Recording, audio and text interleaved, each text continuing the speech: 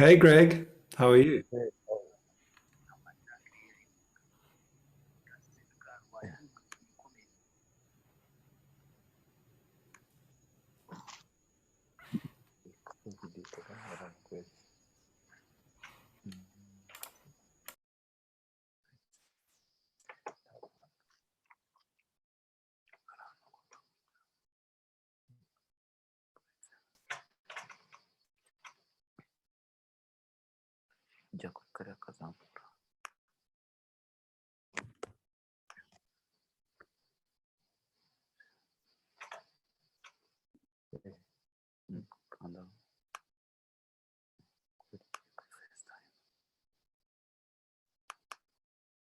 Hi everyone, how are you?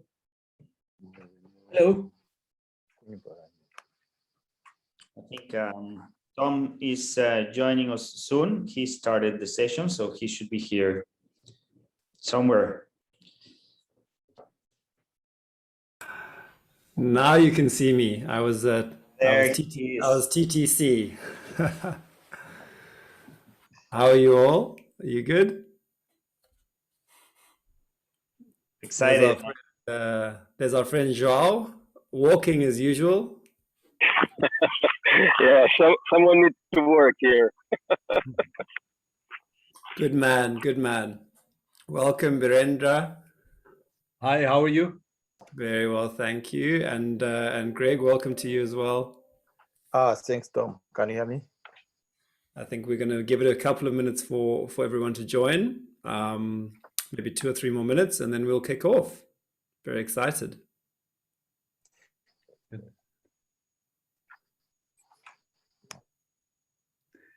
While we wait, perhaps you can let us know how things are shaping up with COVID-19 in South Africa. Well, we were all very concerned about COVID-19 10 days ago, and then we had a failed coup last week. So it seems as though COVID-19 sort of flew out the window for 9 days or something. But yeah, it's I mean, in certain provinces, it's still pretty bad. The third wave is kind of still in its midst. I haven't actually looked at the stat to see if the curve is leveling and slowing, but 4 or 5 days ago, it certainly wasn't. But yeah, it's an interesting place to be now. Actually, it's a great framing for leadership and how leadership has shown up in this time, which I'm interested to talk about because it's, from political leadership to business leadership to social leadership. It's really interesting how some people have failed us and others have stepped up beautifully. I think you're right. It's a good story to deal with the whole issue of leadership, where there's a trade-off between representation and vision. Absolutely. So, are you just going to represent the people, or are you going to lead them towards a vision of your own, which may be different from the people that you hope to lead or represent? Yeah, absolutely. And interestingly, I think Rwanda is a great example of that. And we're just while everyone's coming in, we're just filling the time with an interesting conversation. But Rwanda is an example of that. Dictatorship, but absolutely benevolent, firm focus on a future vision for the country. And I think people are very happy to be led in Rwanda because it is such an aspirational vision that has been created for the country, and actually it's being delivered. So when it's tangible, it's a lot easier to follow, right? Right. Yeah, very interesting. Let's have a look at our numbers. We are 2, 4, 6, 7. I think let's wait another 2 minutes and then we're going to get stuck into it. I think the session is booked, if I'm not mistaken, for about 75 to 90 minutes. Juan and I have agreed that we don't want to take that much of your time today. And we want to come pack in as much as we can and make it beneficial, but also acknowledge that you have many things to do today still outside of this. But if the conversation is super interesting, we can keep it going. So yeah, we will Juan see. Juan's got 3 hours to give us today. If it's super interesting, I he's have going to cancel all everything the else. day till tomorrow. No. Oh, cool. In the meantime, can I just let's get a sense of where everyone's calling from. So Juan, we know you're in Portugal. Greg, where are you based at the moment? I'm based in Rwanda. Can you hear me? There we go. So I've been speaking the praises of your president and your country. Oh, no, that's all right, Tom. No worries. No problem. Lars, where are you? Berlin, a little bit outside, as you can see with the trees, but very close. Beautiful. Great. Yeah. And you have some late afternoon sun. It's 7 o'clock here, pitch black. Oh yeah, it is. Well, it's actually a bit cloudy, but compared to the other side of Germany where they have flooding, we are happy over here. Trust me, man. We're on the lucky side. Wow. Nuno, how about you? Well, I'm calling from Portugal, from Estoril, near Lisbon. Brilliant. Birendra, how about yourself? I'm from Kathmandu, the eastern side of this discussion. Yeah, amazing. Well, thank you for joining us. What time is it there? It is 10:49 right now. Wow. Okay. I actually thought it was 7 p.m. Nepal time, and I tried to log in, and then I realized it's South African time, so I have to. Yeah, we do intend to fix that. I don't know how many people fix their watches by South African time in the world. Certainly, people outside of South Africa, definitely not. But yeah, so Juan and I have discussed trying to make it a more globally relevant time, GMT or PST or something of the sort, so that people know when and where it is. But I think with that, should we get kicked off? I mean, it's 5 past. There's no use, kind of laboring it, and we're excited to get going, Juan and I. So I think I'm going to kick off with a welcome and a short introduction. But I just will say that it's wonderful to have you here. Shobha has come in. Rare India is represented. So welcome to Shobha as she joins the session. I think what's exciting for us is it's, as we've just seen, it's truly global. Juan is in Mexico. He's having his morning coffee. I'm putting my kids to bed. And then we have someone even further afield in the East. So it's wonderful to have a global representation here.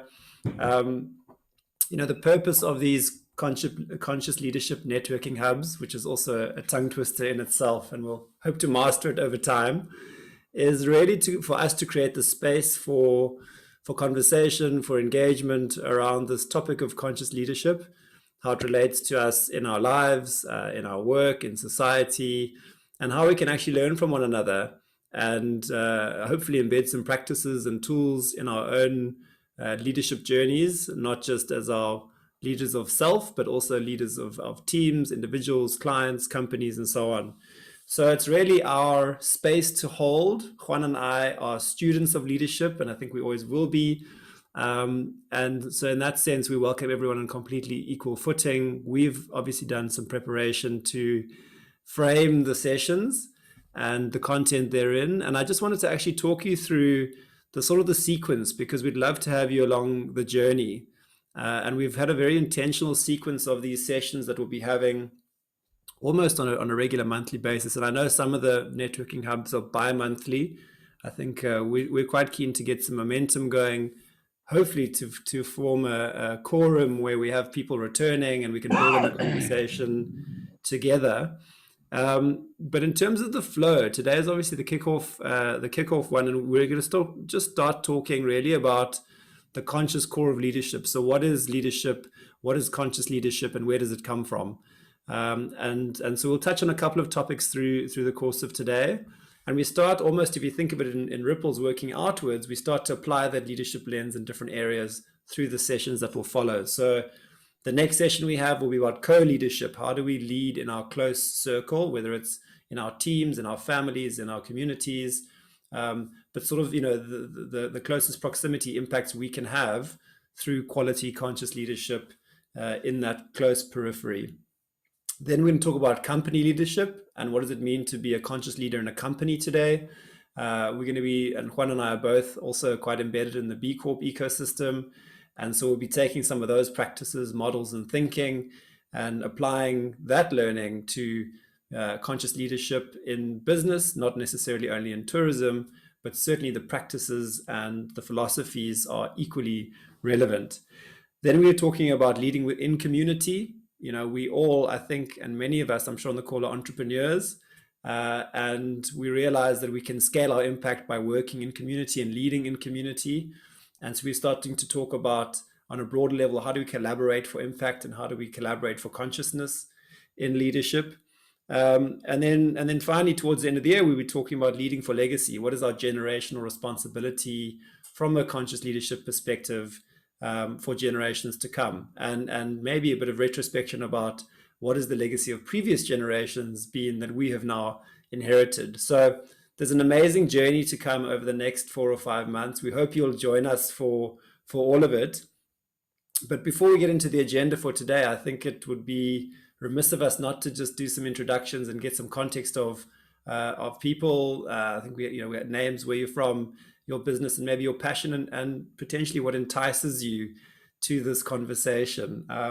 Just by way maybe of framing Juan and myself. So I'm Tom Fels. I am in South Africa, Cape Town, born and bred. I'm the founder of a business named Animarem, and really we're a consultancy that focuses on experiential leadership and consulting in the space of putting purpose at the brands of leadership, brands and purpose. That sounds repetitive, but really kind of the golden thread of purpose throughout organizations, initiatives, and so on. And I've been drawn to this conscious leadership dimension through my own leadership journey. Initially, years in communication groups and leading communication groups, working with brands all over the world, and then joining Sangeeta as CEO and seeing triple bottom line in action. People, purpose, profit as an integral part of a business model. And that's certainly what has inspired me to go out and start my own business and see if we can do this more in the world. And I hope we can share some of that with you. I'm going to hand over to Juan, because I don't want to hog it, for his introduction, and then he's going to host a short round of introductions for yourselves. So welcome, and let's get going. Thank you, Tom. How are you, everyone? First of all, thank you. I think it's great to have some quorum for this forum. I'm so excited and humble because I know the quality of people we have in the room. So thank you so much for your time. My name is Juan. I am from Mexico, as you can see from my accent. I've been a nomad, I think, all my life. I lived in Australia like 8 years. Then I lived in the US for 3 years. And now I came back to Mexico, and I live in Los Cabos in a very nice beach community. I think I joined TTC because I'm very passionate about travel, but I'm also very passionate about personal transformation and personal development. And I think TTC, it's one of those communities that tick those boxes, like it promotes transformational travel and also promotes personal development through this type of exercises and forums. So very happy to be part of the TTC community. I'm the TTC ambassador for Mexico.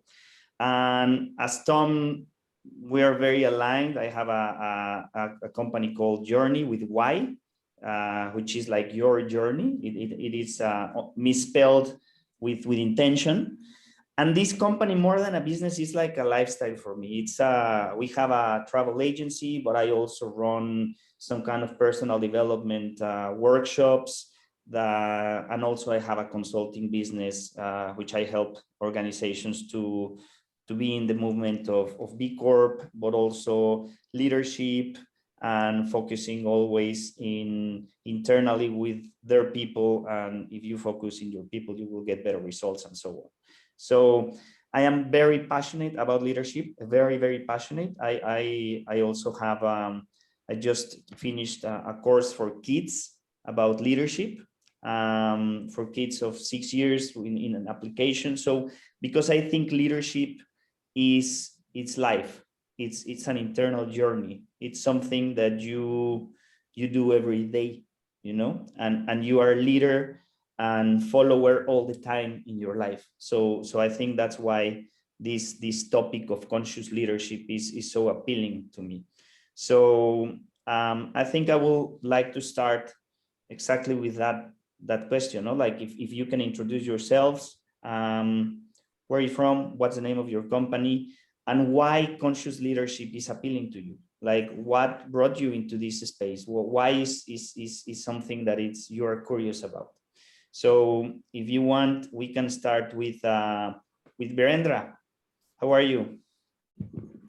Hi, I'm fine. I hope everybody there as well in these troubled times.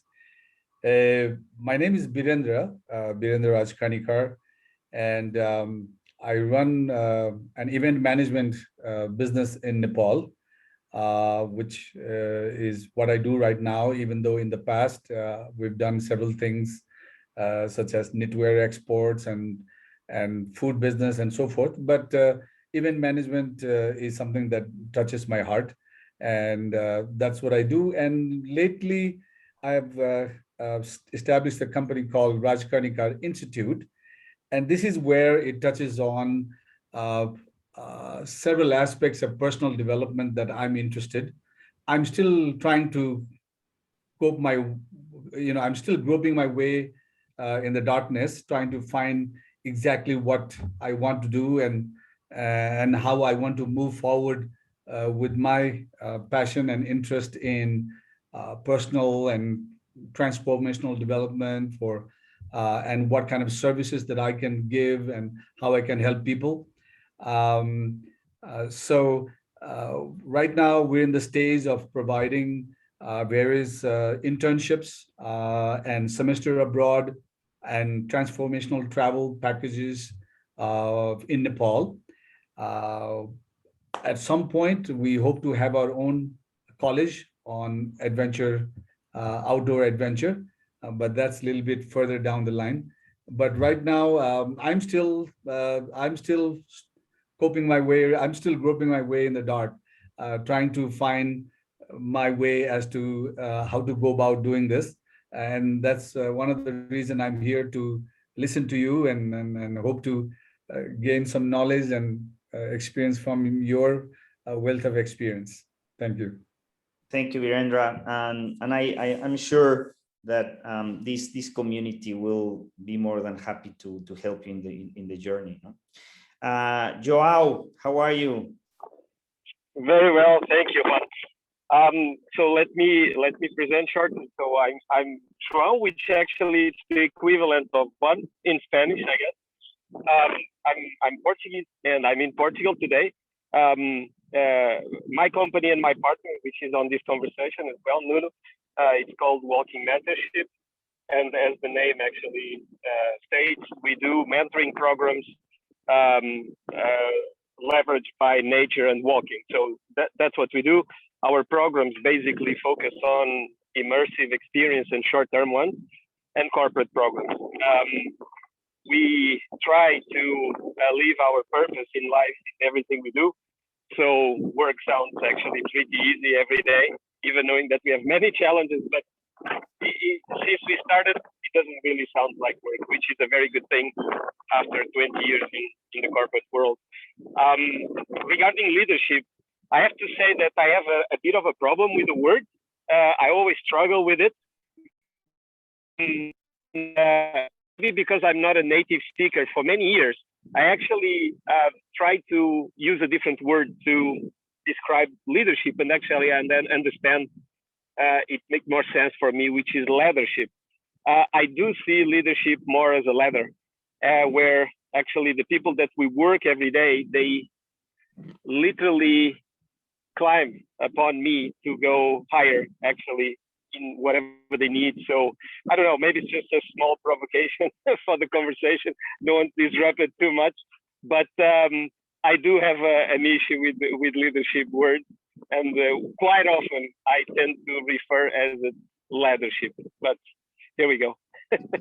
It's funny because on the course that I was doing for the kids, I tried to push for the course not to be called leadership, but to be called something else, you know. But in a way, I think leadership is a well-positioned name in business. So people love leadership, you know, businesses love leadership. It's like they are trying to get more leaders. So I agree with you. I think leadership, I am not very fond of the, I am very passionate about the concept, but I think the word is very limited to describe exactly what it is. So, and I also, I'm glad that you are walking the walk, you know, like you are walking and your business is about walking. So it's very congruent, which we will talk about soon about congruence too, no? Lars, how are you? Your turn. Thank you, Joao. Thank you so much. And maybe just to also enter with your first question, and what intrigues us about it is I want to learn what it actually means even. So I'm really here to listen about the conscious leadership, and maybe why is it intriguing to me? I'm a middle-aged white man, you know, and my leadership structure in the hospitality was the traditional, rather patriarchic hierarchy. And obviously I also enjoyed the benefits of it with all the bonuses and whatever came around. But 17 years ago, I set up my own company, and that was obviously changing, you know, when you went out to the big corporations. And I felt a lot of relief that there are other styles without consciously doing the change. I just lived through it, and that intrigued me. And maybe the biggest one is that I was in the shit last year. I was scared. I was not able to communicate with my teams because suddenly, for the first time in my life, I had no answers.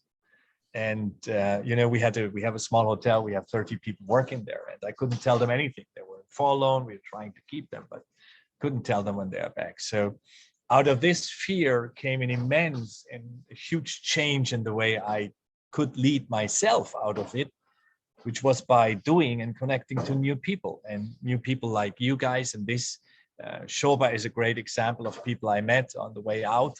And suddenly I started leading with mostly female partners around, honestly.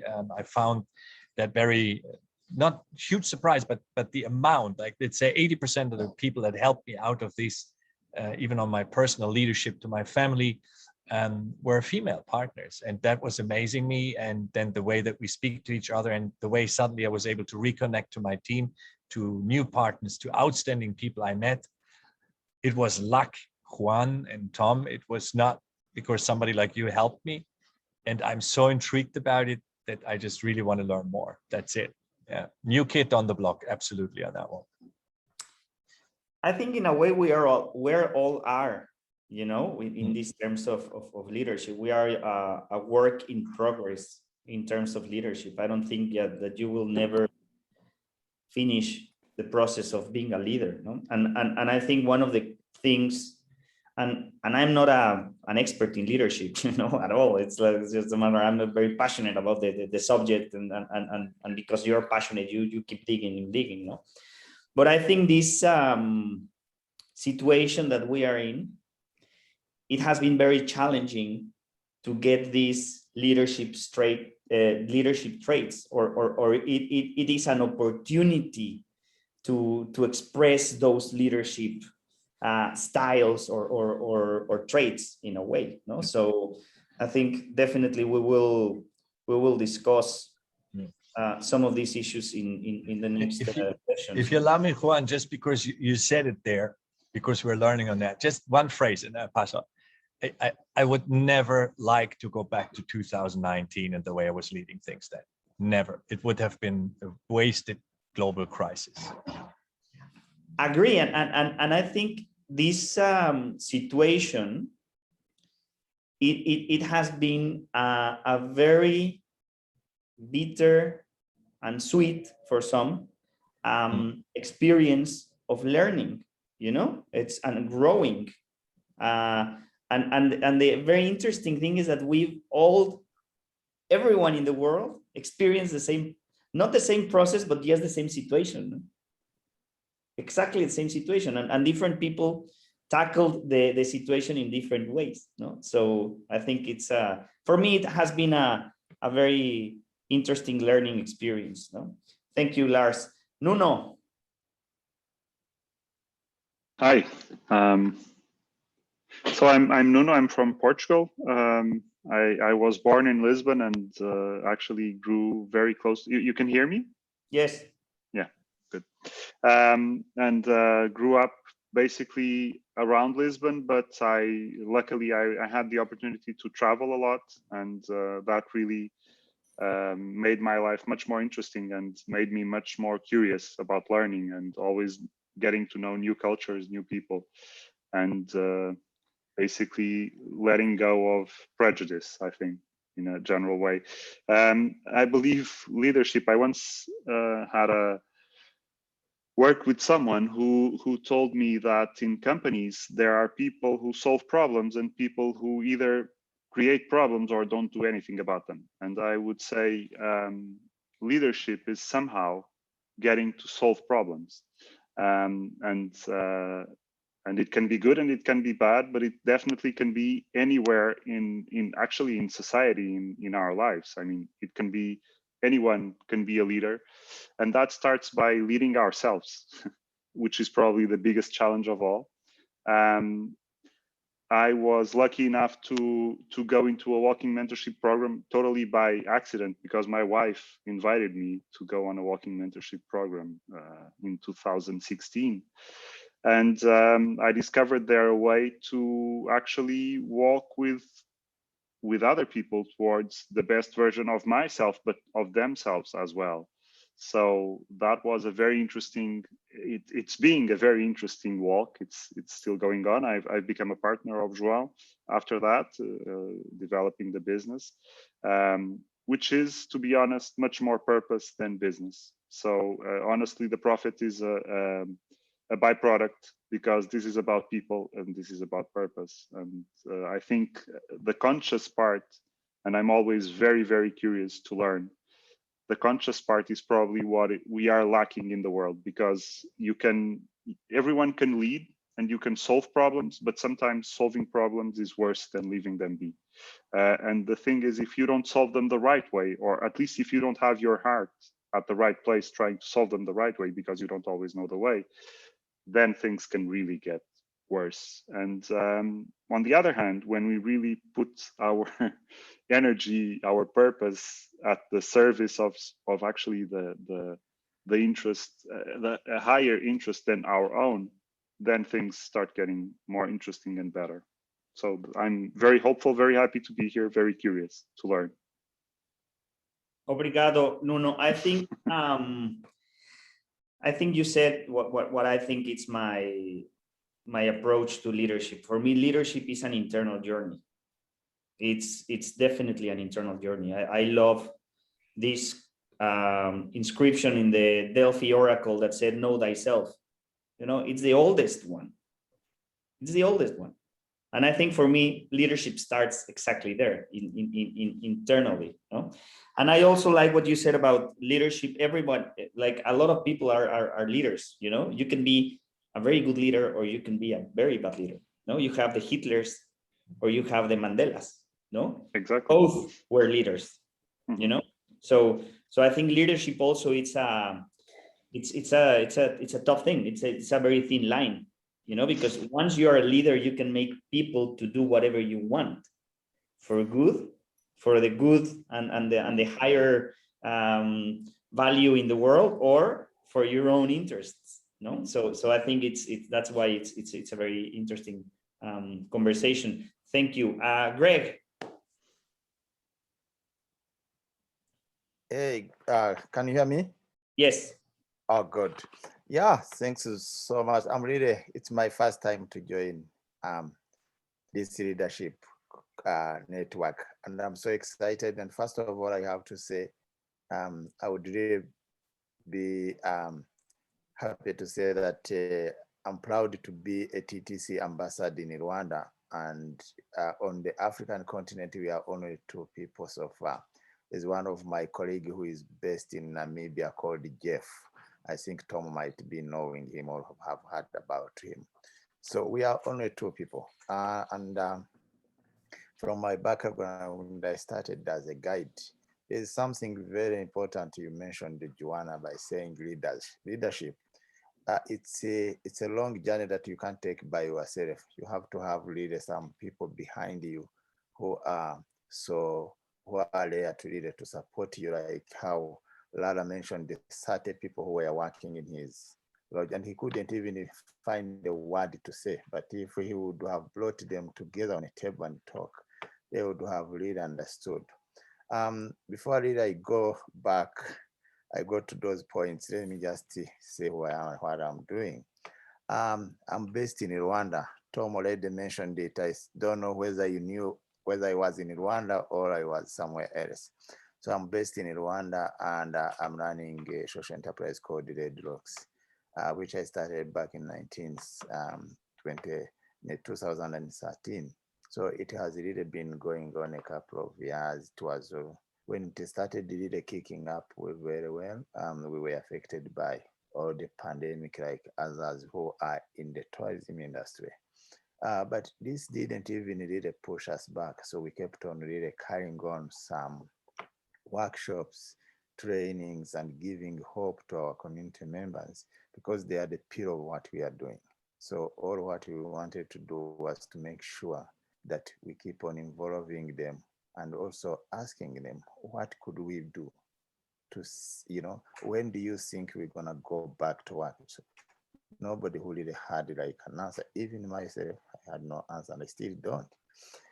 But at least as a leader, we have to sit together because being a leader is like being a student. We are all students. I am going to learn from you. You will learn from me. I will learn from Nuna. I'm going to learn from Birenda, and I will learn from Tom what Tom is going to say. So the more I learn, the more I get to improve on my leadership. I may be like standing there, but without knowing what kind of challenges am I facing.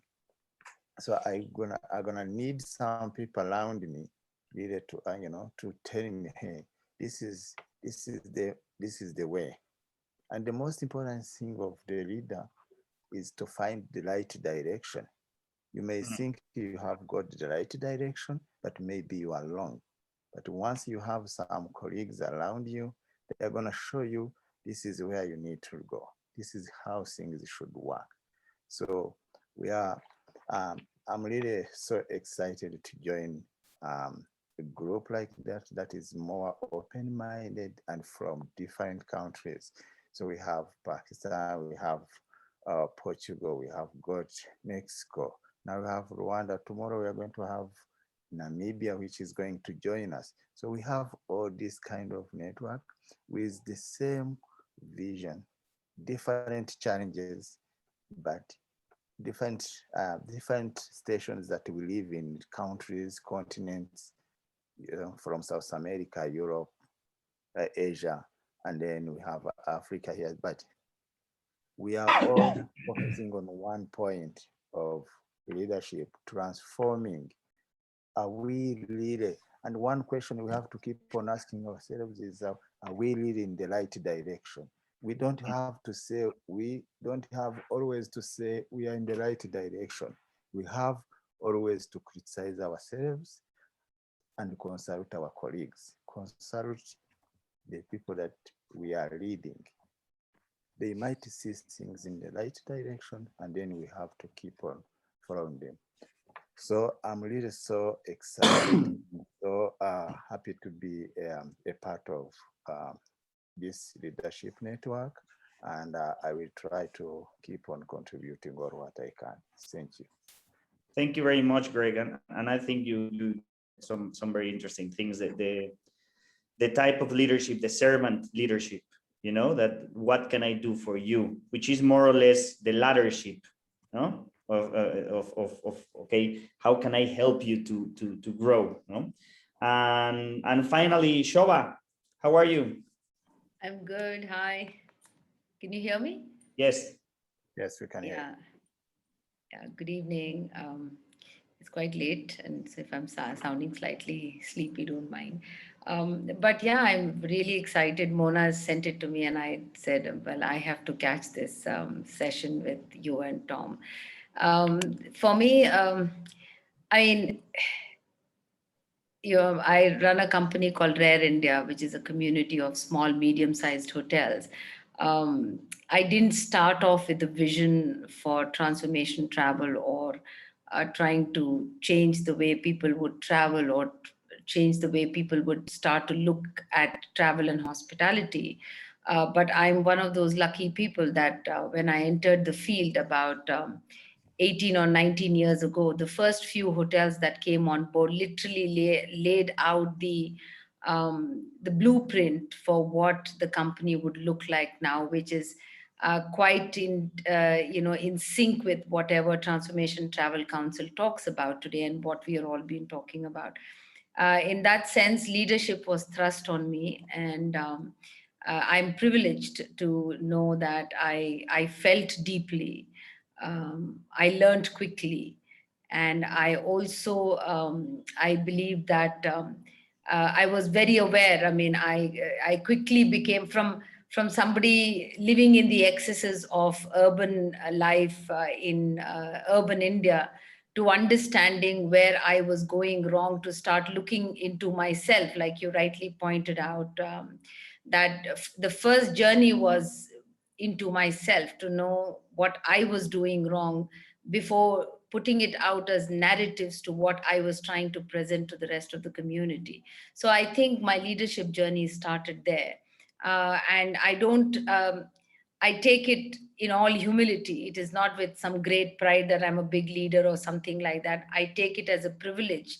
And I don the mantle of a leader, of trying to lead my team and trying to lead the industry towards a better way of traveling, of trying to create change through travel, in all humility. And I hope I can do that work. And being with Transformation Travel Council, listening to people like all of you here, only just adds to, because there is no a leader, you can't sleep and say, there is no in this path of transformation travel, there is no end to the journey. I mean, you constantly keep learning and traveling and learning every day, so that whenever you go back and when you're trying to talk to people, there is there is always the next step. There is no final destination. It's a continuous journey. So for me, that is what it has been, and I'm really privileged to be here.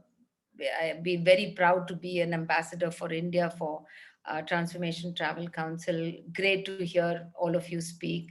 Virender, I mean, fantastic to see you. I mean, we haven't met before, but to know that we are neighbors and we're all working towards a similar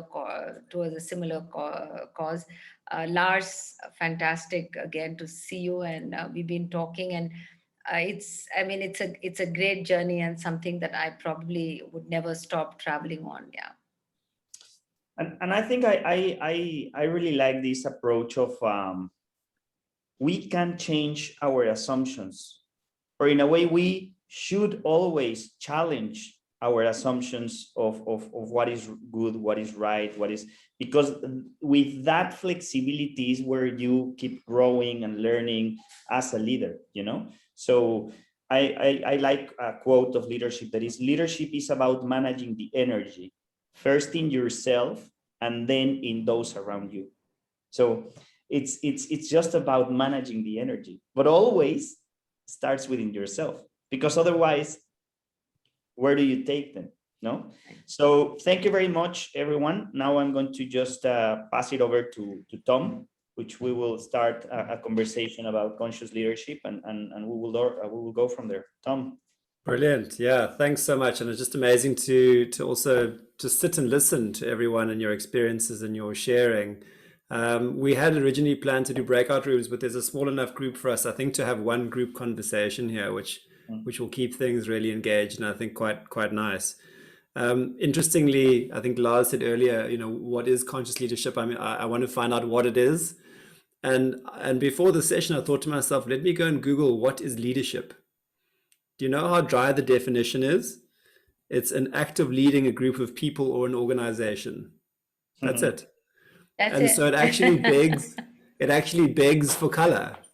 Well, how are you going to do it? Where does your intent come from? How are you going to inspire others?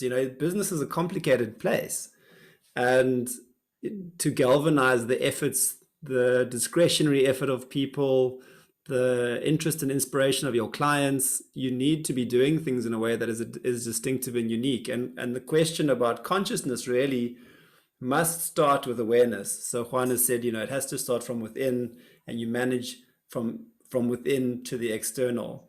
And so that awareness, which is just awareness, is acknowledgement. I think consciousness is the embedding of that awareness in your behaviors, so that you actually think about not just what makes your construct, but how it should influence your behaviors, how you manage yourself, how you hold yourself accountable, and how you shape the narrative, which Shoba reflected on, of kind of checking yourself before you start preaching it to the world. Because there's, in the brand world, there's a lot of talk about greenwashing, right? It's kind of the same. If you're a leadership talking a great game, but you're not delivering on it. So I think this consciousness really is about flavoring leadership with values, with ethos, and with ethics. And to Lars's point about the kind of leadership, and I'm sure we've all experienced it in our careers, that he'd been accustomed to, which is very hierarchical, probably quite bureaucratic, is that there's this move in the world, this shift in consciousness, broader consciousness, from quite masculine virtues to feminine virtues, and from the idea of materialism to meaning. And in my mind, we're at the tip edge of this. Unfortunately, we have a shared DNA, and we have these incredible conversations. And when you go out into the world, very often you find people who just cannot relate to the narrative we're talking about. But I am confident that this is, if you think about how out of balance the world was, completely out of sync with itself, this is the counterbalance that's coming back in the other direction, and it's going to get momentum, and it will become the mainstream way to lead and to be relevant and to be accountable in the world and in business in the future. So I guess what we want to open up to in conversation is the notion of conscious leadership is definitely a shift. And what is the shift that you've experienced either in your life or in your business or in business in general, in terms of the things that people focus on, the thing that people value, and the space that needs to be created for consciousness and culture and authenticity to thrive? Certainly, if I look at indicators in my own experience, the fact that people talk about sustainability, people talk about diversity, equity, and inclusion as very mainstream topics now. 10 or 15 years ago, it was off the table completely. And 5 years ago, it was probably something that was just seen to be a nice to have. But, for example, I know in Shoba's work, it's front and center of the India proposition now. And that is a differentiator that adds value to the business. So what is your experience about this shift? And maybe Lars, if you want to talk about your experience a little bit more, and actually what that's inspired for the future for you and the way that you lead, it'd be a nice kickoff point, because you shared so eloquently that personal journey you underwent. Yeah, thanks, Tom. As you saw, the personal leadership, the private leadership was, and that's actually one of the points I enjoyed. I never spent so much time with my little son. And it's one of the most important ones. Absolutely. And this is about the trip to yourself. That's when I said to you, Juan, at the end, let me just, insist. And I don't want to go back to the other time. And it didn't mean I had this, I didn't have an unhappy life. It wasn't just all about money. I had great friends, and it was all fulfilling. And we made our little impacts, changing work and behavior in Azerbaijan, opening real contracts for females, being paid the same and stuff. So we did little things, but going further inside, you could notice the potential, how much more you can actually do, and how much more fun that is. And just to see maybe the shift that Tom has asked me to say, I was happy. I had a great career in Continental Hotel Group. They did all these management programs, when you did the 16-hour working day and all that, really it is a traditional push. Come on, let's face it. Yeah, but I enjoyed it. I don't want to complain. I think it made me also understand today why I can be calm. I'm still nervous some days because I need to give financial stabilities to 5 companies, to quite some employees, to a family. So obviously I am nervous now working in this industry, and you get shaky sometimes, but most of the days now I just feel, damn, that feels so good and so right. And you can do good, and you can make this, benefit for yourself financially, but you can share it with more people and have this huge impact. And that is just so energetic. And yeah, that's probably the change, that you're leaving something that you feel very comfortable with, and you're leaving something that paid you also good money. You're leaving something that, was made for guys like me, honestly, but damn, the other stuff is so much more sexy. It is amazing. I mean, and I'm not saying this because when I heard, and just allow me to say this, Transformational Travel Council is this like going to sit together smoking joints and doing some bongos and see where it takes us. No, I mean, the quality of people that you meet in these type of councils, that you meet in B Corp sessions and stuff like this is so life enriching. And it just is so powerful. And that is what I also like to share, because Tom said something very right. We're meeting so many people out there that when I try to give a short summary about this session tomorrow, many people are like, yeah, all right. It will be over when COVID is over. You won't talk about this anymore. No. Forget it. This is my way where I want to go. I will make mistakes. I hope, thanks to people like you, and not just you, Tom, Juan, but all the others that are here sharing. I will try new things, and I will grow faster and also become more stable, because that is probably this one thing in the shift, to leave the zone of comfort for a wide successful manager.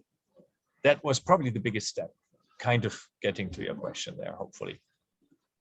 Yeah, beautiful reflection. And I think many of us have had to jump off the top of a ladder. And I think about that often. I certainly got to the top of a ladder and looked around, and I asked the question, is this it? Is this it? Is this my legacy, leading someone else's business? Or do I embrace that authenticity, take the risk, jump off the ladder, and start building a new one? And hopefully one that'll help people, prop people up, rather than, have them trodden down on my journey to success. I'd love to invite Birendra, because it seems to me like you're at the point now where you've chosen that path. You're not necessarily sure of how the pieces all fit together, but what motivated you to really embrace the opportunity of what I'm hearing, leading from your own authenticity? Well, I think just hearing a round of talks from everybody, we could be drowning in semantics as to what leadership is. I think leadership can be as elusive as love. What is love?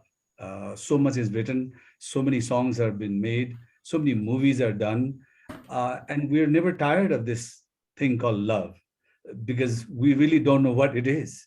I mean, we can say, I want to make love to you, I want to be with you, or I'd like to have dinner with you. Those are concrete experiences that you can relate.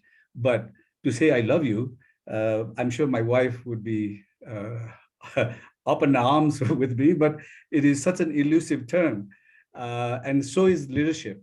So I think rather than getting into the semantics, I think there's one word that basically catches my thought, is the one that Tom, you mentioned about consciousness. I think, I don't know about everybody, but for me, part of why I'm here and part of why I'm going on this journey is also my age. Even though I've always sought truth, I've taken philosophy, I've and all read many books and so forth. I've always sought what is truth, but the problem now is that I have to procrastinate, because I've only got maybe 25, 30 more years if I'm lucky. So I've got to find truth before that. So, and I think consciousness is what somehow it's kind of hazy, but I think that's where I want to get to be fully conscious being, kind of the word. And just by my own reasoning and thinking and all that, I believe expression should be the kind of therapy that should lead to consciousness. And as a result of being conscious person, you are able to engage the society or engage the community or engage the family in a more meaningful experiences of how you lead your life or how you lead your community or your family or the nation for that matter. So I think consciousness is actually is what you want to get at. And I think you have to really very sort of valiantly bare yourself, be naked, and take everything as gem of truth. So you cannot be biased. And I think if you listen to Harari, the guy who wrote this about apes and all that, he talks about fiction. And I think you have to understand that fiction is fiction. You should take it for what it is, but then also you should take it for how good it can be. So you can consume something that is fake, but then you consume it for what good it is, what it is worth. And so I think it is to recognize, I'm sorry, it's getting kind of hazy here, but hazy. But I think that's where you want to go. You want to get to that truth, but then also be able to recognize its value for life. Do I make sense? I hope so. Yeah. Yes, a lot of sense. Yeah, Sherba, you go on, Sherba, to extend the thought or your experience.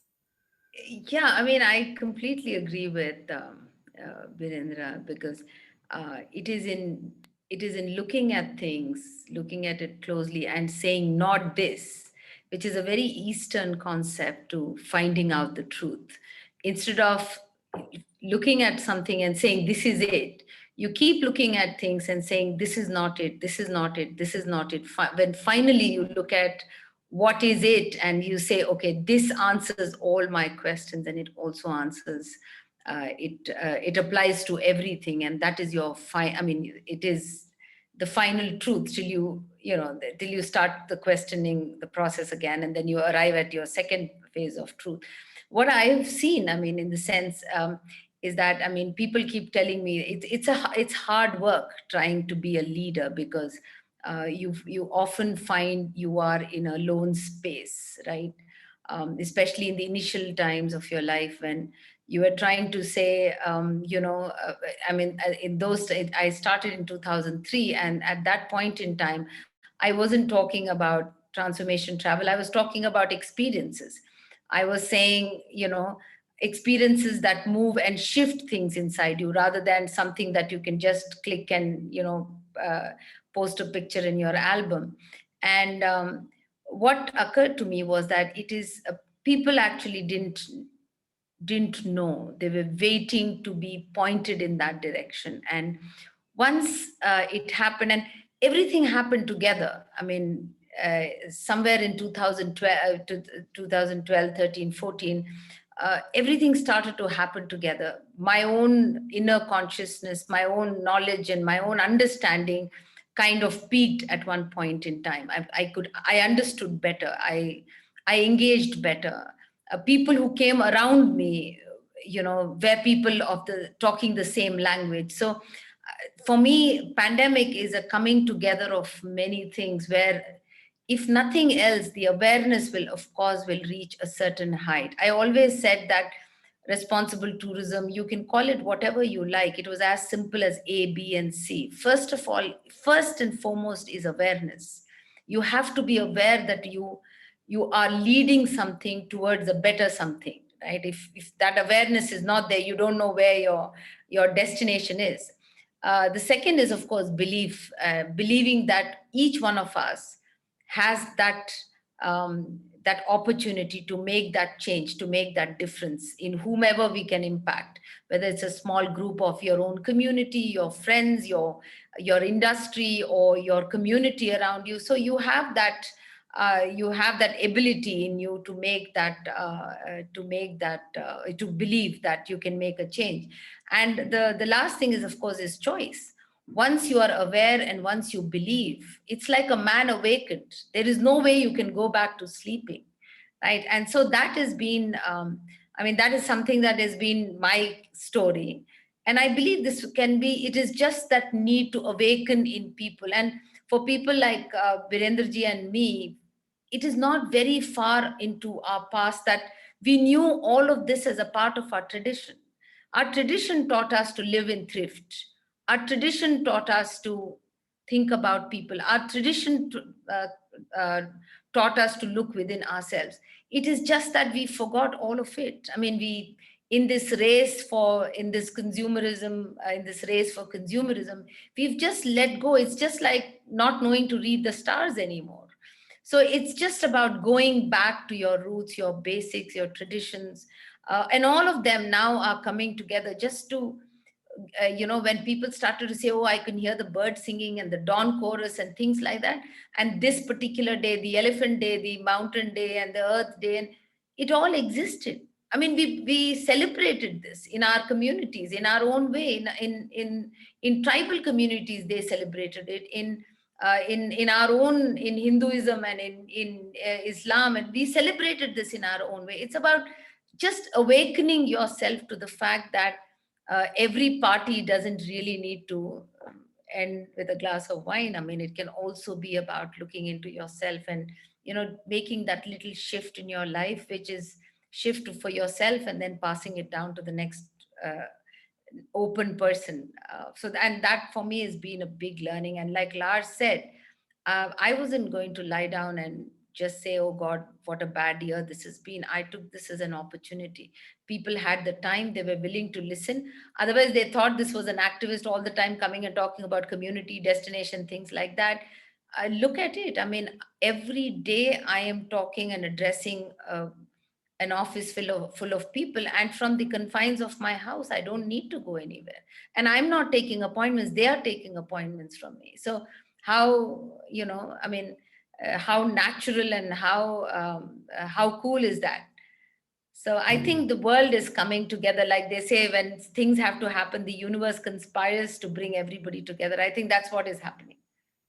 Yeah, it's really beautiful reflection, Shobha. And I think for all of us that the magic three, awareness, belief, and choice, is a wonderful model to kind of gauge yourself on, maybe as an exercise after this call.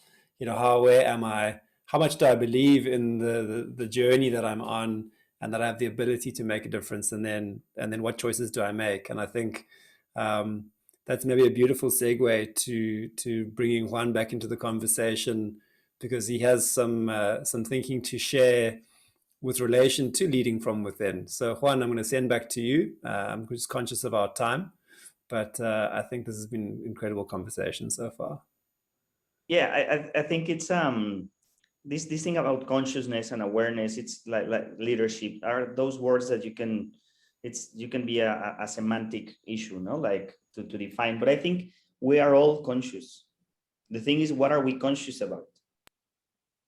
Because we are conscious. I know that I'm here. I have deadline. It's 11:56. I know that I'm Juan. So yeah. It is, the thing is, what are we conscious about? Where is our attention? So for me, the pandemic, and in terms of awareness, one of the biggest insights of this situation was that, because there was like 3 months that I didn't have any kind of noise in my head, because I didn't have a job, no responsibilities. I was locked down in my house with my kids. I was aware, I was present. There was no distractions at all, none. It was just presence. So I started to play more with my kids. I started to listen more to the birds and the flowers.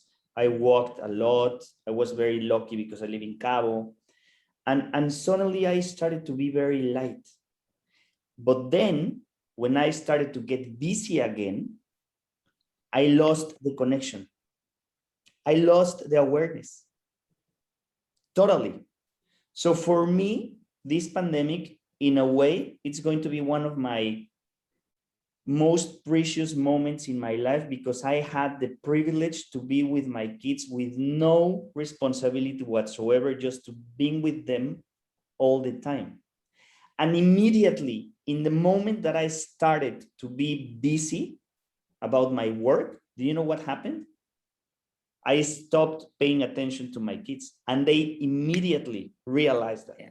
They were The like, energy shifts. "Dad, you are not playing with me anymore." And I was like, "Ines, please go out of the room because I'm in a call."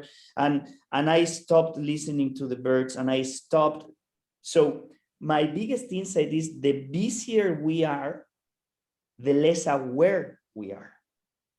So it is that challenge of how can we be aware and conscious while we are busy and living and working and doing and living, you know, because it is this noise and noise and noise and the news and your work and you're busy and the email and the WhatsApp and the Zoom and blah, blah, blah, that suddenly you are driving, thinking about the next Zoom and thinking about the next meeting or the thing that you didn't do, and you get to your house and you're cooking, but thinking about something else, and we are never present.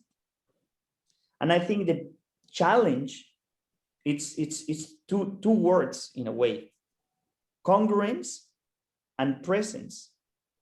Because consciousness, we are conscious, you know, but are you conscious and congruent and present, which is a terms of values, you know, like, and I think what happened with this pandemic is that we are moving more, a little bit more, and some people even more, towards congruence. That's why we're having all these conversations of consciousness and B Corps, and it's more open. So now the question is, it's about how conscious leadership or co-leadership, because it's consciousness, it's congruence, it's collaboration, it's community, it's conservation, it englobes a lot of things, this how consciousness leadership can help your businesses around the world, and how can conscious leadership can take us to be the change we want to see in the world. You know, how do you think that we as leaders can bring this consciousness, awareness, congruence into our businesses, into our families, into our teams? What we saw just 10 minutes ago with Lars and his kid, that is so special. You know, we are leaders just there all the time. So for me, that's more or less the question that will expand in the next 4 sessions. You know, why conscious leadership, and how conscious leadership is going to change, is going to help to change the world. Because at the end of the day, the world is going to change with conscious leadership, with conscious leaders running companies. I just lost hope that the world is going to change with conscious politicians. I think it's going to be very challenging and difficult that suddenly in Mexico, for example, that it has a lot of issues. Suddenly one politician is going to say, you know, no more corruption. We're going to start doing this and doing that. And the change is going to come from individuals creating companies that are conscious, that are aware, that promote this type of values. So I just opened that question of saying, and I don't know how much time we want to expand it, if we want to go to the 90 minutes or I don't know, you know, but I think it's a great conversation. So where do you see this link of conscious leadership and the change we want to see in the world, you know? Shoba, you mentioned you wanted to share a story. Is it has Mm-hmm. the moment passed, or is it? I think you're welcome to do so. Yeah, I mean, and Virendraji would know this. India is famous for two very, very prominent mythology. And I always like to refer back, and especially in the communities that we work with, to refer it back to some of the age-old stories always work. So there's something called, I had written a blog about it called Karna's Folly. And in one of so Karna was a warrior, and he wanted to learn the art of warfare. And because he was posing to be someone else, he went to the guru to learn to learn archery, and to how to for target practice and everything. But the guru didn't want to teach him because he belonged to another community. So he went and changed himself, and he presented himself as the community, as the warrior community, so that the guru would teach him. And one day when the guru was resting, he asked Karna, that's the name of the warrior, he said, please sit down and let me put my head on your lap. And the guru actually lies down and sleeps on his lap. And suddenly he wakes up to see that this gentleman's leg is the student's leg is completely bloodied because a bee has stung him again and again. So then he realizes he's not the caste that he says he belongs to. And he curses him to say that whatever you learned, you will forget it exactly when you need it.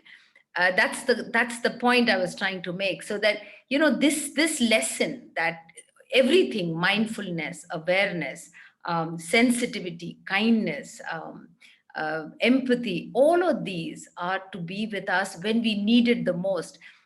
Unfortunately, exactly when we need it is when we lose it, right? So in one of the things about consciousness is to be conscious about the fact that this is the time for empathy, and this I mention also because in our endeavor to change people, to get people there is this whole thing about shaming people into doing things. It is not that they do it it is completely out of ignorance. So that is exactly when we need empathy. And I think we can change more with empathy, with dialogue, and with with kindness, and with contribution, and like you said, congruence, than we can by a very aggressive stance to say you don't know this and look at how I am doing this. And that's the whole thing about leadership. I mean, leadership is about empathizing the fact that you and I are not at the same level.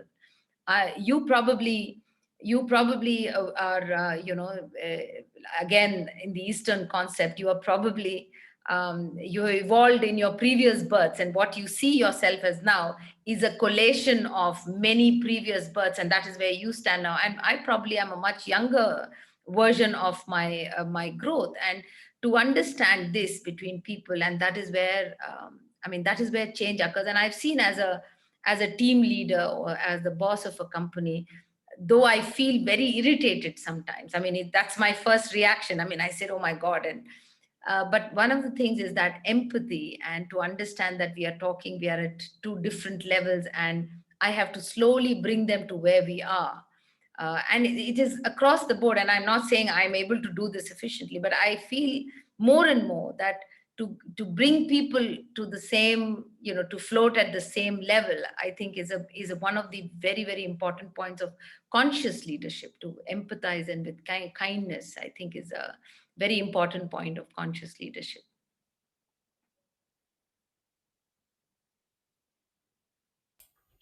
Thanks for sharing that. I'd be interested to hear from some others what you think the kind of traits of conscious leaders are. What are the values they hold?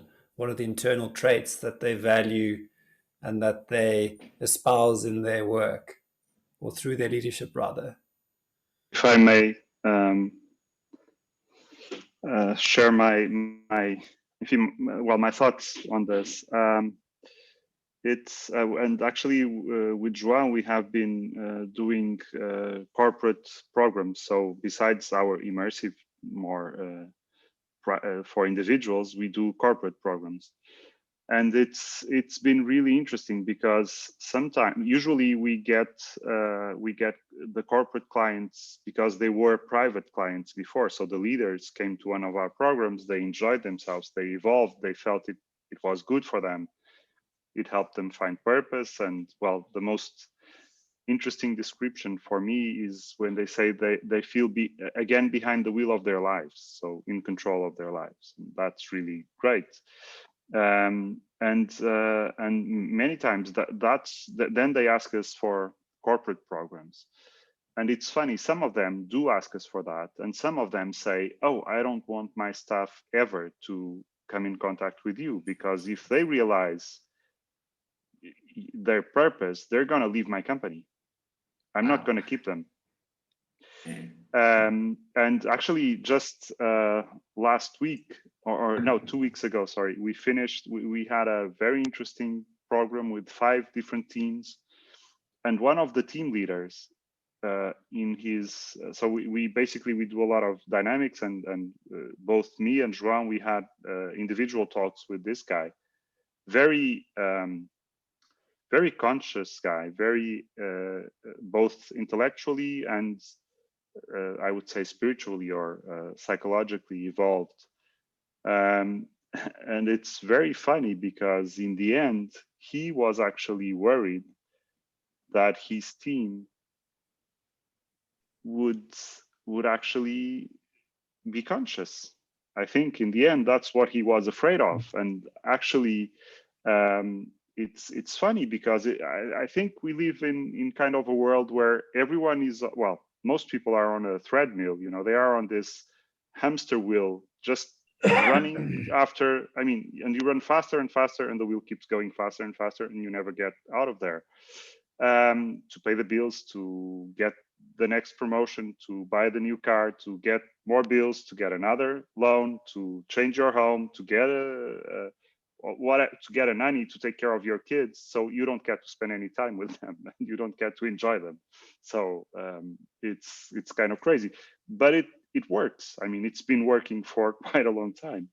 And the amazing thing is that when you get conscious of that, you have a choice, as Shobha was saying, and this choice is actually demanding. So in a way, I think this issue with consciousness is that you need to gain consciousness or gain conscience, and then you need to be willing to, well, I'm going to use a metaphor that works at least for me and João, which is get your backpack, get it on your shoulders and walk, carry your backpack, just accept, shoulder that responsibility. So actually accept, yes, this is a challenge, but I'm willing to take this challenge and I will do it. And I will take it as far as I can. And if I need to walk slower, I will walk slower, no problem. If I need to stop and rest, I will stop and rest, but I will carry my load. I will move in the direction that I feel is right. And I think if people see this, they start moving in this direction. And we are actually meeting a lot of leaders that are clearly engaging their teams. And I can give you another example. We did a program in March in a big pharmaceutical company here in Portugal. Actually, we did two cohorts in the same company. And in the second cohort, which was larger with more people, about 40 people, 2 people left within the program. One of them specifically said to the company, "Thank you very much. This was the best thing you ever made in my life. I'm very, very grateful. And I'm leaving because I'm aware that this is not the way I want to live my life." And the leader of this company, the leader of this team, actually, just yesterday, she just purchased another program for her team, for other team members. So she actually realizes that this is a benefit. I mean, she's helping these people, and actually she's helping her team, because having people that are really not engaged, that really don't want to be there, it doesn't make any sense. So when you start thinking a bit ahead, you realize this is the right way to go, and you can do it. But it's scary. It's scary. You need to be brave. And I think many people are still, and I mean, we are living just a moment where we see this, where fear is really a very strong motivator, and it goes beyond reason. So you have obviously reasons to have fear, and you should be careful, but then you can be irrational, or you can just freeze, you know. And I think some people are still freezing, but they will definitely defreeze. If you think of that, so you can continue, Brenda, please.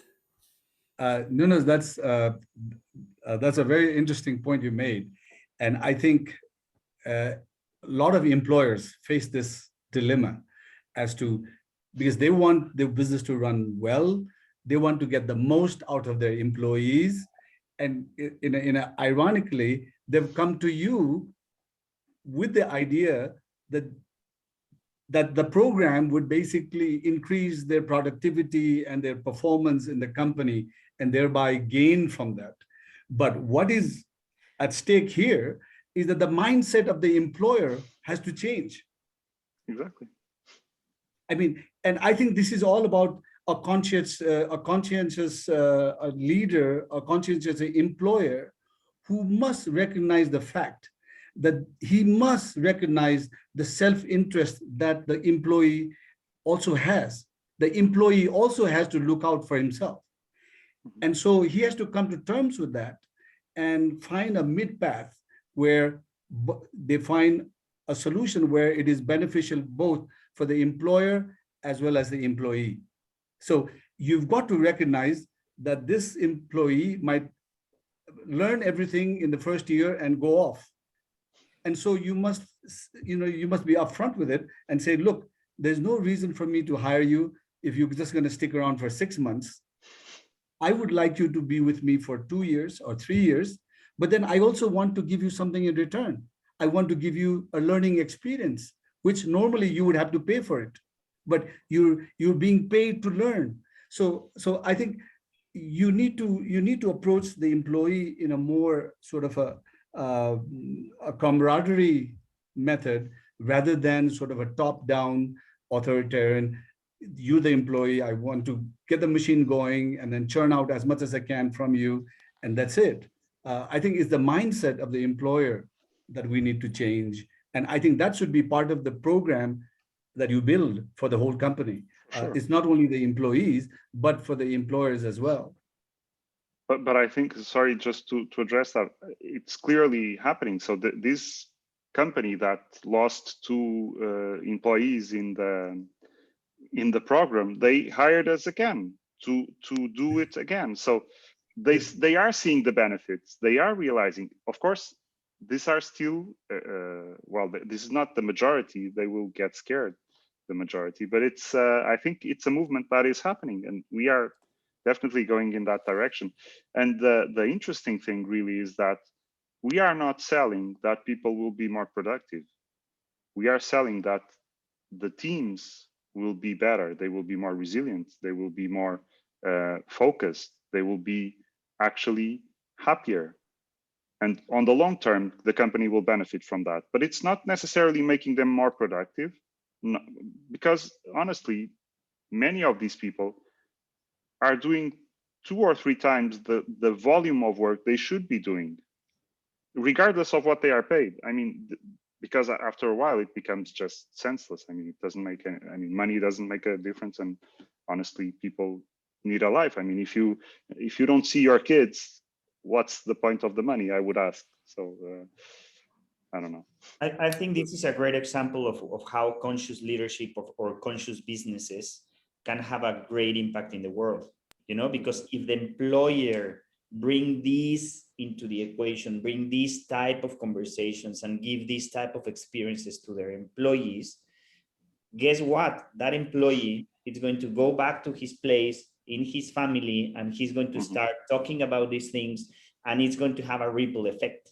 So that's why this conscious leadership is so powerful, because the impact is enormous. Now imagine a company like, I don't know, like Apple or Amazon or those companies that if they start to have these conversations, the ripple effect is just crazy. I think, Lars, do you want to say something? Yeah, it takes up beautiful, by the way, Nuno. I mean, that was just a fantastic example, to say, oh, I'm scared my people become conscious. And then the other company saying, it's better that I only have conscious people, and those who don't want to be with me when they are conscious, they should go. But I think there is a beautiful point, and maybe that's a bit of a smart ass statement, but if you cannot hold conscious people in your company, and I'm not saying losing one or two, but if you have an issue, then you basically, the whole company is shit. What are your work? What is your aim with that company? What is your business aim? If people leave when they become conscious, are you not having a positive impact in your environment, in your community? If you're not changing the world for the better, your whole business, is maybe on the wrong track. And that means if you are a really behind that company as a leader, and you're calling yourself conscious, but your company is not doing a conscious positive impact in the world, there is a conflict as well. That's something that I felt coming out of this super great example of Nuno, and what Juan said before about companies changing the world instead of politicians. So that was for me a beautiful combination to actually saying we need the sense of the actual company to be 100% clear, or at least go in the right direction. Sorry. Beautiful. That's going to be a powerful contribution to, I think, our third conversation when we start to talk about conscious leadership in business. So yeah, a point beautifully made, and you caused Joao to put his hand up immediately to follow up on that comment. Sorry guys, I don't have the camera on. I'm driving, so I just wanted to touch one point that I believe it makes a lot of sense to address, which is when we think about leadership, obviously we need to think about the example by which we live our own life. And I think that this is probably the biggest challenge, or where the biggest challenge starts, because the people will be working. I think the biggest shift starts exactly here, when you need to feel that you need to align your action externally with your action internally. And I have to share with you that maybe because I had a very traditional education, I mean, in terms of doing all these business schools and actually believe and live in my own life, especially working in multinational, there is kind of a mantra of leadership. And I always felt extremely disconnected because I was following the mantra. And I mean, as you can imagine, the mantra many times asks you to be ruthless. And because that's what you are supposed to believe. That's the formula, the secret formula.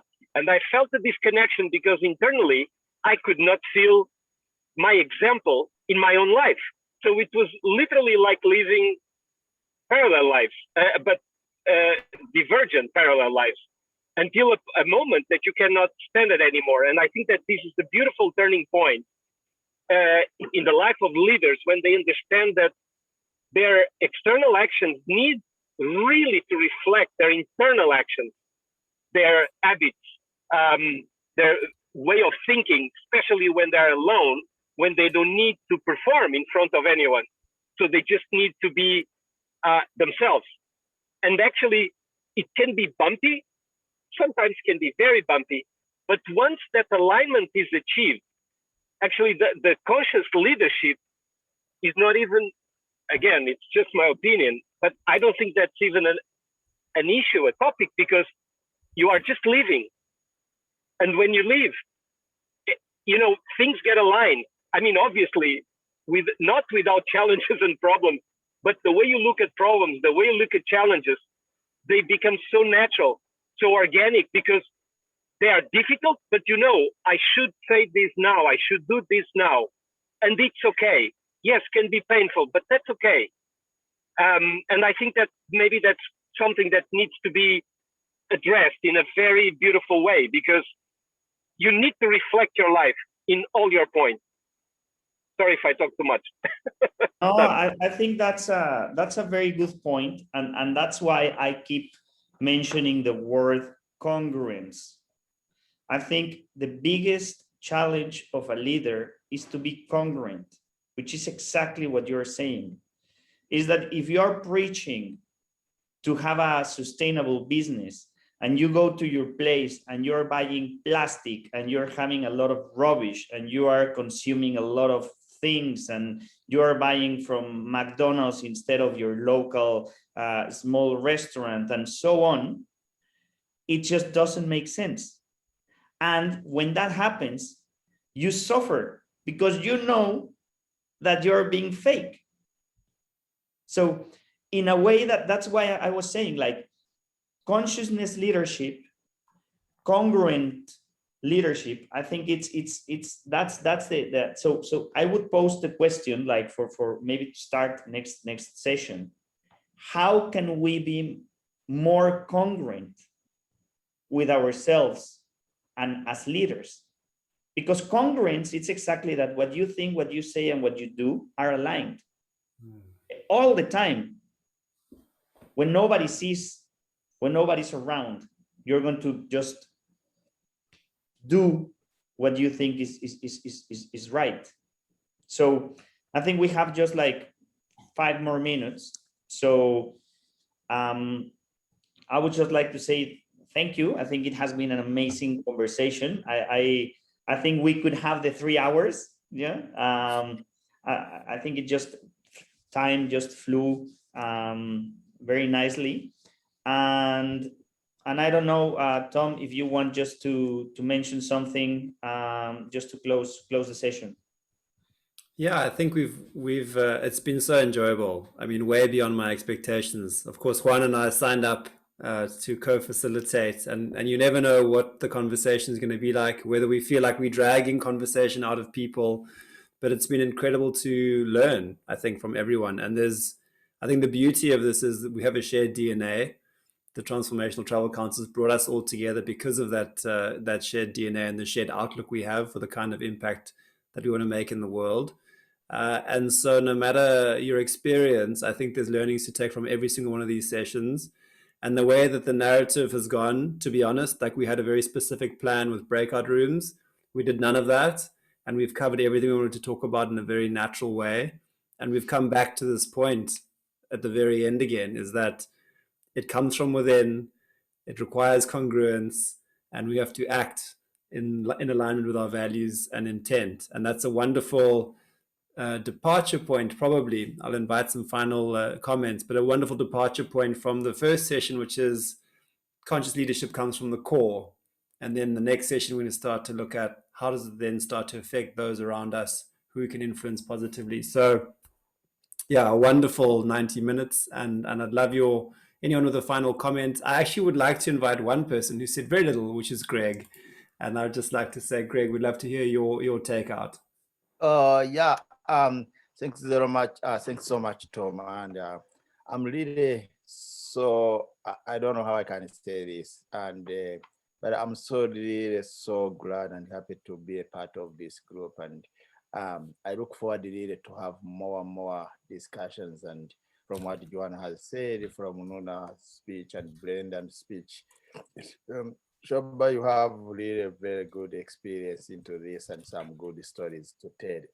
I hope next time everybody really could come up with his own kind of experience or a story to tell, as from everybody was really saying about that.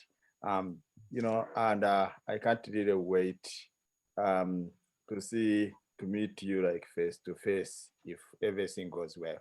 Thank you. That would be an amazing time. We all look forward to it. Yeah. Any final comments, Shoba, maybe from you? We did earlier this week, we had our session on conscious travel, and it just, just listening to everybody's inputs about conscious travel, and this point about, it's just about not wanting to have very conscious team members.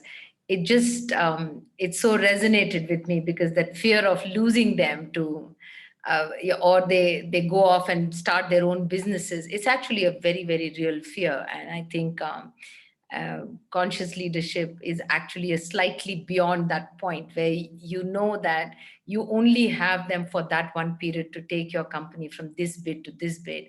After that, they have to follow their own journeys. It's almost like parenting. It's almost like conscious parenting. You know, you have your children only up to this point. Beyond that, their destiny is just like Khalil Gibran says, that they are destiny's child. They have to follow their own destiny. And I think it's true for businesses as well. Yeah.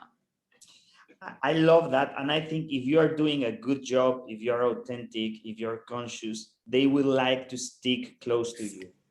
Absolutely. Not by force, by their parents. Yeah, and in some way or the other, in some way, they don't need to be in your company. I know people have worked for me, and wherever they are now, they keep asking people to check our website. I mean, they probably are not working with you, like, being employees in your company, but they always go back with the fact that they've learned things from you, and they're always connected to the company. And that's how you create a tribe.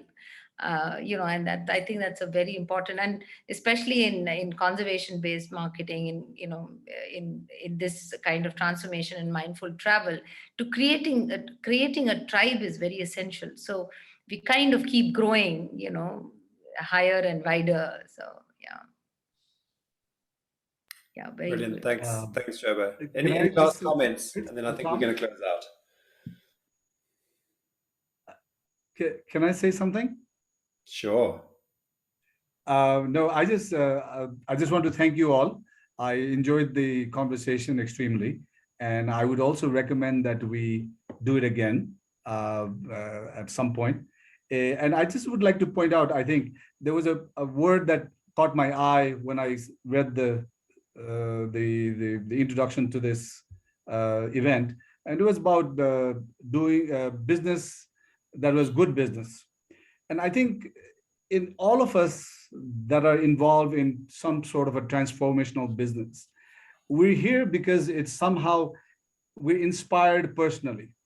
It's not because you have a beautiful business plan and it gives you this much rate of return and this is how your growth is going to go and how so that wasn't the whole agenda. It's something, you're in this business because it has inspired you personally in some way. And I think in some ways we express that in many ways in all of us. And I think we need to take this conversation more because it's our personal sort of conversation that would basically add on to whatever we do with ourselves as well as with our business. So Tom, I think if we can convene again, I would sign up for it. We have another date in the diary. I think, if I'm not mistaken, it's the 24th of August, but don't hold me to it. We're having these monthly, more or less almost on the month. So we welcome all of you back, and hopefully we'll grow the conversation with new talents, new insights, new leaders. And by the end of the year, we'll have an oversubscribed forum. But it's been an amazing kickoff, I think, beyond all our expectations. It is 8:30 now in South Africa. Given this is on South African time. It's midnight in India and it's past midnight in Nepal, I guess. Yeah, unbelievable commitment to all of you for joining us.